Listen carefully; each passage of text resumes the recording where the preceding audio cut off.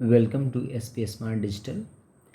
बच्चों, इस बार जो 2025 में जो नीट का पेपर हुआ है उसका फिजिक्स का सलूशन मैं यहाँ आपको दे रहा हूँ।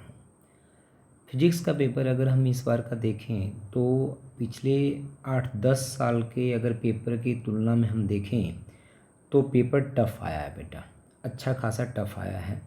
और अगर इधर कोरोना के बाद का अगर पेपर हम देखें तो उसके कंपैरिजन में तो बहुत ही ज़्यादा टफ़ है, क्योंकि कोरोना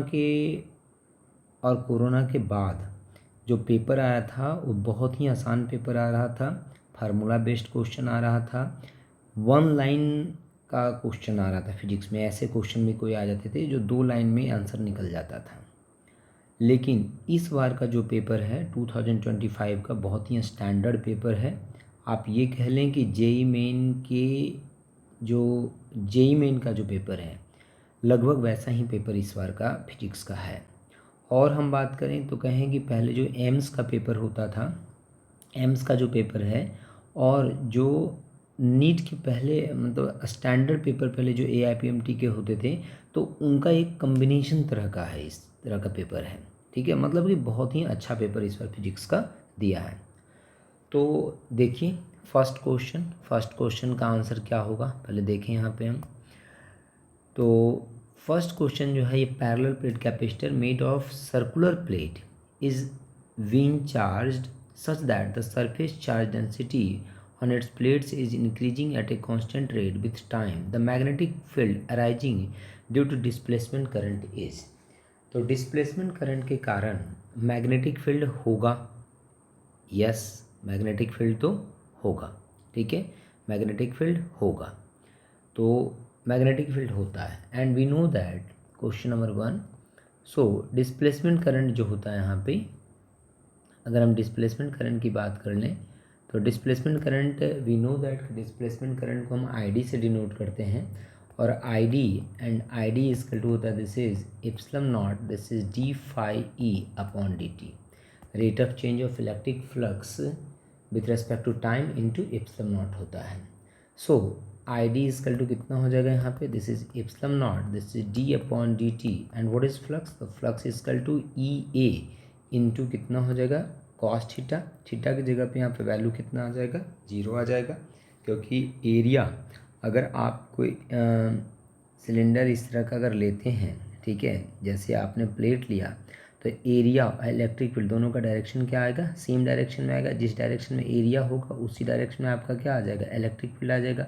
तो एरिया वेक्टर और इलेक्ट्रिक फील्ड का डायरेक्शन क्या आ जाएगा, प्लेट में सेम आ जाएगा वहाँ पे, क्योंकि अगर 2 प्लेट लेंगे तो आप इसका इस तरह का सिलेंड्रिकल पोर्शन बनेगा वहाँ पे। तो एरिया वेक्टर और इलेक्ट्रिक फील्ड का डायरेक्शन क्या हो जाएगा, सेम, तो एंगल 0 हो जाएगा। cos 0 इजकल टू कितना होता है 1।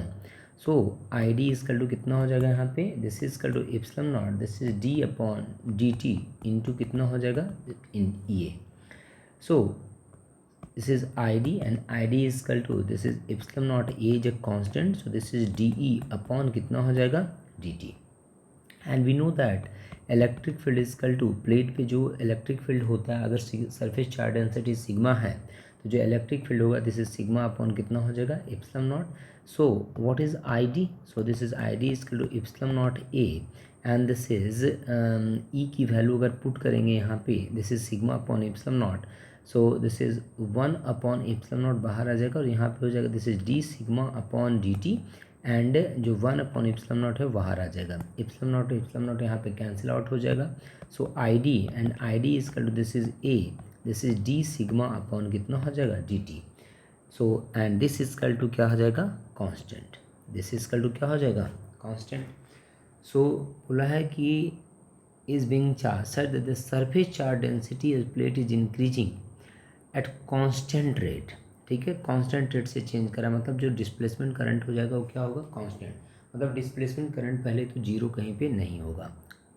तो थर्ड को देखो तो 0, तो 0 वाला पार्ट तो पहले कैंसिल आउट हो जाएगा, 0 नहीं हो सकता है। इसके बाद बोला है कांस्टेंट बिटवीन द, इसमें है नॉन जीरो, इसमें constant between the plate and 0 outside the plate. देखो आउटसाइड द जो प्लेट होगा, ठीक है, आउटसाइड जो प्लेट होगा कांस्टेंट बिटवीन द प्लेट्स, ठीक है, और फर्स्ट में बोला है कि non zero everywhere with maximum, देखो नॉन जीरो एवरीवेयर, हाँ तो एवरीवेयर क्या होगा, नॉन जीरो होगा, ये तो क्लियर है। एंड इसमें फोर्थ वाले में बोलो जीरो आउटसाइड द प्लेट क्यों जीरो होगा मैग्नेटिक फील्ड, क्योंकि आउटसाइड तक तो करंट है ही। अब जब करंट होता है तो उसके आसपास तो मैग्नेटिक फील्ड होगा, तो मैग्नेटिक फील्ड आउटसाइड भी जीरो नहीं होगा। So non zero everywhere with maximum at the imaginary cylinder, जो हम यहाँ पे इमेजनरी सिलेंडर मानेंगे क्योंकि देखो जैसे जैसे आप सेंटर से दूर जाएंगे, ठीक है, अगर सिलेंडर है कोई और करंट फ्लो कर रहा है वहाँ पे, तो हम लोग पढ़ते थे एम्पियर सर्किट लॉ में कि जैसे जैसे आप सरफेस पे जाएंगे वैसे वैसे करंट की वैल्यू बढ़ती है। तो करंट की वैल्यू बढ़ेगी, इसका मतलब मैग्नेटिक फील्ड बढ़ेगा, तो सरफेस पे मैग्नेटिक फील्ड की वैल्यू क्या हो जाएगी, बढ़ जाएगी। इसका मतलब फर्स्ट पार्ट जो है इसका करेक्ट आंसर है non zero everywhere with maximum at the imaginary cylinder surface connecting peripheries of the plate. हाँ क्वेश्चन नंबर 2, ये देखो आसान क्वेश्चन है, फर्स्ट थोड़ा सा मुश्किल था, ठीक है। क्वेश्चन नंबर 2 जो है वो आसान क्वेश्चन है, और ये हमने क्लास में इस तरह क्वेश्चन कई बार आपसे हमने डिस्कस किया है। इस तरह का क्वेश्चन हमने आपसे क्लास में कई बार डिस्कस किया है। ये क्वेश्चन देखिए, इस क्वेश्चन को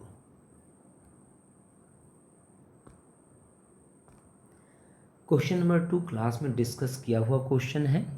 क्वेश्चन नंबर 2 में कहा है आपसे कि डायपोल मोमेंट गिवन है, dipole moment equal to 5 into dipole moment equal to 5 into 10⁻⁶ coulomb metre, and the electric field is electric field of the magnitude, electric field आपको गिवन है यहाँ पे, electric field equal to this is 4 into 10⁵ newton per coulomb, and initial angle equal to 0 degree, and final angle, and this is final angle equal to यहाँ पे कहा है आपसे 60 degree.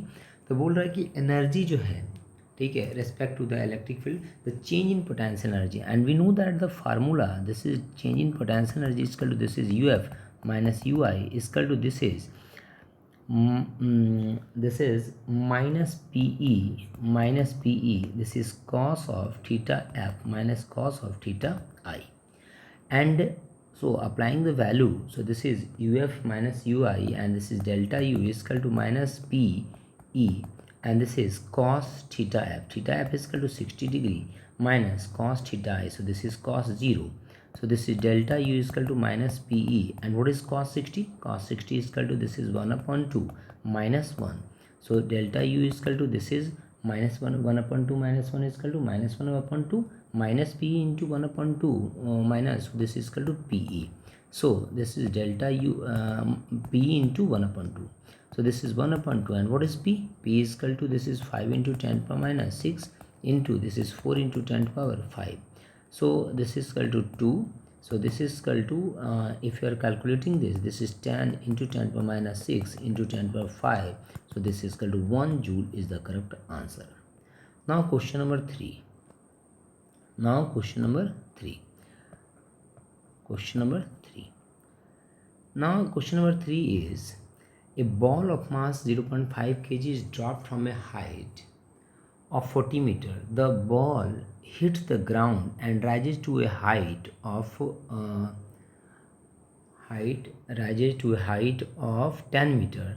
The impulse imparted the ball during the collision with the ground is, take G is equal to this is 9.8 meter per second square. So अगर हम question number 3 की बात करें तो this is initial velocity is equal to this is minus √2gh into I. So if the calculating the values, this is minus 2 into g is equal to 9.8 into h is equal to this is h is equal to this is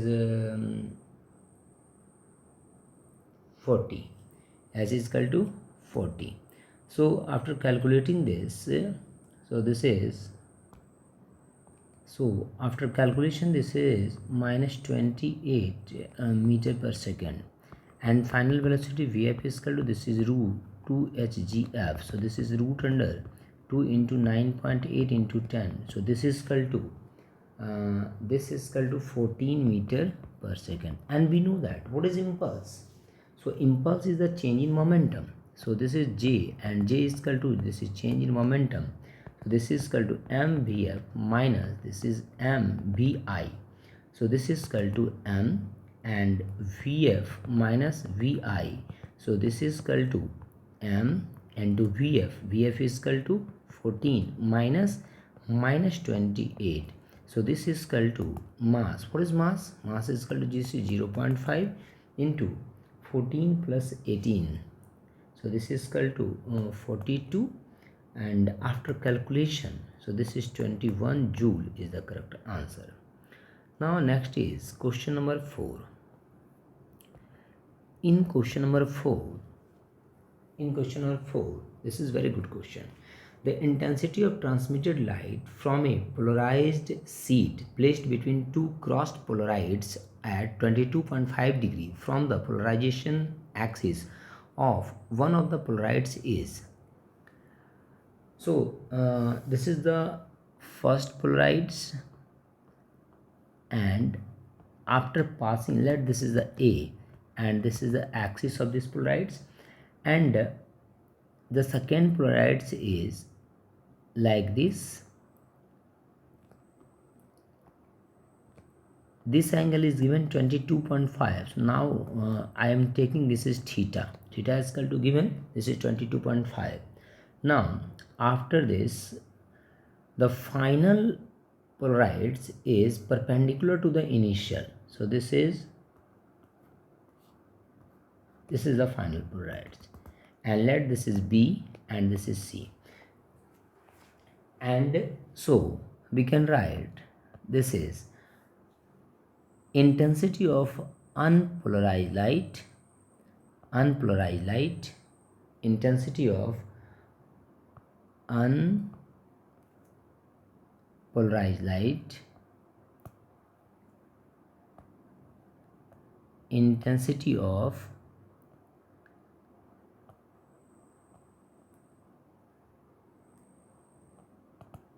unpolarized light is passing from A.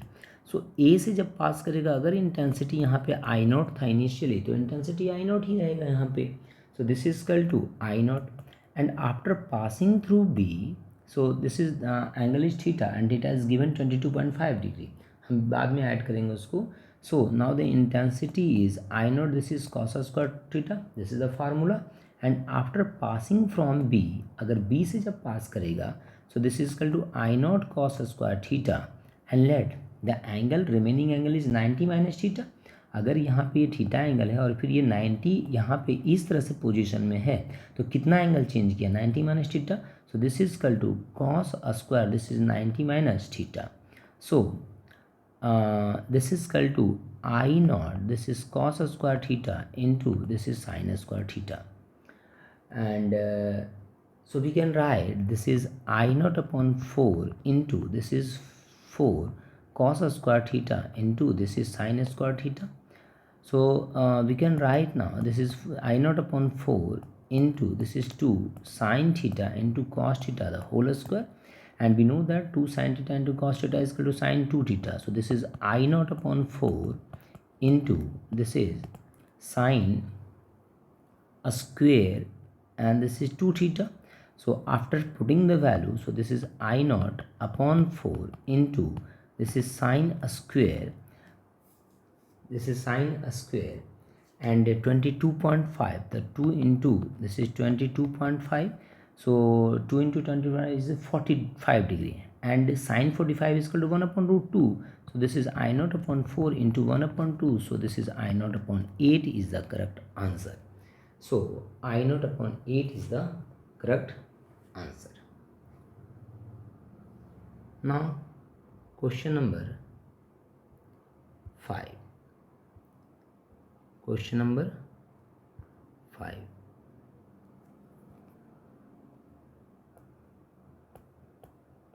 Question number 5.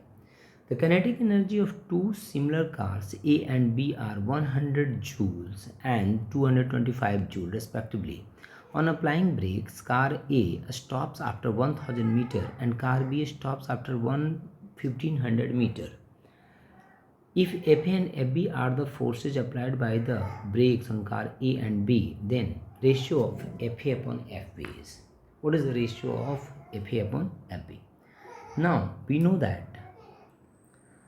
So we know that the work done in question 5, we know that the work done and work done is equal to change in kinetic energy. So we can write what is work done. Work done is equal to, this is force into displacement. So we can write here, this is F into S, this is equal to change in kinetic energy. So kinetic and change in kinetic energy of A divided by change in kinetic energy of B is equal to work done by A upon work done by B. Now यहाँ समझने वाली बात ये है कि जो force और displacement यहाँ पर अपोजिट है, क्योंकि ये क्या है, आपका कार ब्रेक लग रहा है, ब्रेक लग रहा है तो जो फोर्स लग रहा है वो अपोज कर रहा है, ठीक है। तो डिस्प्लेसमेंट और फोर्स के बीच का एंगल क्या है, यहाँ पे 180 डिग्री है। तो जब वर्क डन होता है F dot D S, work done is equal to होता है, this is F dot D S या एफ डॉट एस होता है। तो F S cos of 180 degree, cos 180 is equal to minus आ जाएगा। So this is minus F A, this is S A upon minus F B upon कितना हो जाएगा, S B. So this is equal to minus 100 upon minus this is 225 is equal to minus FA into this is 1000 divided by minus FB into this is 1500. So this is FA upon FB. After calculation, this is FA upon FB is equal to this is 2/3 is the correct answer. Now question number 6. अगर question number 6 को देखें यहाँ पे, तो इसमें इसका और इसका जो रेशियो है, यहाँ पे अगर क्वेश्चन नंबर 6 को देखें तो ये जो जॉइंट है ए और डी, यहाँ पे जो 6 ओम लगा हुआ है, इसका और इसका जो रेशियो है इसके रेशियो के बराबर है। इसका मतलब व्हीट स्टोन ब्रिज क्या है, बैलेंस। और जब व्हीट स्टोन ब्रिज बैलेंस है तो इसका कोई एप्लीकेशन यहाँ पे नहीं है। जो 6 ओम का रजिस्टर है उसका कोई मतलब यहाँ पे नहीं है। तो अगर हम सिंप्लीफाई करें इसको, अब ये 5 और 2.5 ये दोनों किस में सीरीज में हो जाएगा, ये 5 और ये 3 किस में हो जाएगा, ये सीरीज में हो जाएगा, और ये दोनों सीरीज में हो जाएगा, फिर दोनों पैरेलल में। तो इसका अगर हम निकालें तो 5 + 3 कितना हो जाएगा, 8, और 2.5 + 1.5, so this is equal to 4, और ये दोनों पैरेलल में हो जाएगा। सो टोटल आर इक्विवेलेंट अगर हम देखें यहाँ पे, तो दिस इज 8 × 4 अपॉन 8 पर 4 is equal to 12, so this is 3, so this is 8/3 ohm. So जो ये टोटल है यहाँ पे, इसका जो इक्विवेलेंट आ जाएगा, क्योंकि 6 तो कैंसिल आउट हो जाएगा और इस टोटल का इक्विवेलेंट 8/3 आ जाएगा। सो अगर हम इसका सिंप्लीफाइड डायग्राम बनाएं तो 1.5 ओम, और यहाँ पे हो जाएगा this is equal to 8/3 ohm, और नीचे हो जाएगा this is equal to 1/3 ohm, and यहाँ पे हो जाएगा this is equal to 5 volt, और यहाँ पे हो जाएगा this is equal to 5.5 ohm. So ये सारे के सारे किस में हैं, सीरीज में। सो आई इक्विवेलेंट जो हो जाए, I equal to this is equal to V/R होता है। So this is equal to, यहाँ पे अगर कैलकुलेट हम करें तो 5 एंड डिवाइडेड बाई सभी को ऐड कर दें यहाँ पे। जब सभी को यहाँ पे ऐड कर दोगे तो यहाँ पे आ जाएगा ये 1.5 + 5.5 + 8/3 and plus this is 1/3, so this is equal to ये total 5 by कितना आ जाएगा 10, so this is equal to 0.5 is the correct answer. So this is 5.5 and 1.5, so this is 7, और यहाँ से हो जाएगा 8 + 1 is 9/3, so this is 10, so this 0.5 ampere is the correct answer. Now question number 7, ये फिर देखो अच्छा, बहुत अच्छा क्वेश्चन है, क्वेश्चन नंबर 7। अब यहाँ पे हीट का एक थर्मल कंडक्टिविटी से है, हीट ट्रांसफ़र कर रहा है। बोला 3 identical heat conducting rods are connected in series as on the figure. The rod of the sides have thermal conductivity 2K, while that in the middle has thermal conductivity K. The left end of the combination of the maintain a temperature, सभी का temperature given है। जितना heat यहाँ से flow करेगा उतना ही heat यहाँ से फ्लो करेगा, उतना ही से हीट यहाँ से फ्लो करेगा। तो इन स्टडी स्टेट क्या होता है, जितना हीट यहाँ से उतना ही, जितना हीट का ट्रांसफ़र यहाँ से होगा विथ रिस्पेक्ट टू टाइम, उतना ही हीट का फ्लो यहाँ से, उतना ही हीट का फ्लो कितना होगा यहाँ से होगा। So we know that this is dQ/dt जो होगा सभी से इक्वल होगा। मतलब in steady state dq1/dt equal to this is dq2/dt equal to dq3 upon कितना हो जाएगा dt, ये तीनों क्या होगा इक्वल, कर दो equate. So this is equal to first के लिए, पहले वाले के लिए क्या हो जाएगा, तो क्या होता है Ka change in temperature divided by thickness. तो दिस इज, इसका थर्मल कंडक्टिविटी कितना है 2K, तो 2K एरिया कितना है, सबके लिए एरिया तो यही है, ए ले लेते हैं, एंड इनटू टेम्परेचर का डिफरेंस यहाँ पे कितना है, दिस इज 3T, यहाँ पे कितना है T1, so this is 3T minus कितना है T1 and divided by thickness, thickness कितना है L। So this is equal to, इसी तरह से कितना हो जाएगा, this is Ka and this is equal to T1 minus T2 and divided by कितना हो जाएगा L, and this is equal to, इसको अगर इक्वेट करें, so this is equal to 2Ka and this is equal to into T2 minus T1, कितना हो जाएगा यहाँ पे T2 minus T and divided by कितना हो जाएगा, this is equal to L। So अगर यहाँ से कैलकुलेट हम करें तो कैलकुलेट करने के बाद आ जाएगा this is equal to 60 minus 2T1, क्योंकि ये कटेगा, ये सारा कैंसिल आउट होगा ना, and this is T1 minus T2, ठीक है। 60 minus 2T1 equal to this is T1 minus T2 equal to this is 2T2, ठीक है, कितना हो जाएगा, this is equal to 2T2 minus 2T हो जाएगा। अब यहाँ में एक बार इसको इक्वेट कर लो, ठीक है, जब इसको इक्वेट करोगे तो यहाँ से रिजल्ट जो आ जाएगा, this is equal to 60 and plus T2 and this is equal to 3T1 आ जाएगा, दिस इज इक्वेशन नंबर 1। और एक बार इसको दोनों को इक्वेट कर लो, ठीक है। तो जैसे ही इसको इक्वेट करोगे 2T2 को 2T इन दोनों को इक्वेट कर लो, इसको और इसको, जब इसको इक्वेट करोगे यहाँ से तो दिस इज इक्वल टू आपके पास रिजल्ट आ जाएगा, this is 2T, this is equal to कितना हो जाएगा 2T minus 3T2 and this is equal to कितना हो जाएगा minus T1, this is equation number कितना हो जाएगा 2। So multiplying equation by 2 and equation multiplying equation 2 by 3। अगर इक्वेशन 2 को में हम 3 से मल्टीप्लाई कर देंगे, ठीक है, मल्टीप्लाइंग इक्वेशन 2 बाई 3 और ऐड कर दो इक्वेशन 1 से। जैसे ही इसको ऐड करोगे तो वहाँ से आपका ये जो रिज़ल्ट है, ठीक है, कितना आ जाएगा, this is 60 minus 9T2 and this is equal to कितना आ जाएगा minus 9T1, this is equation number कितना हो जाएगा 3।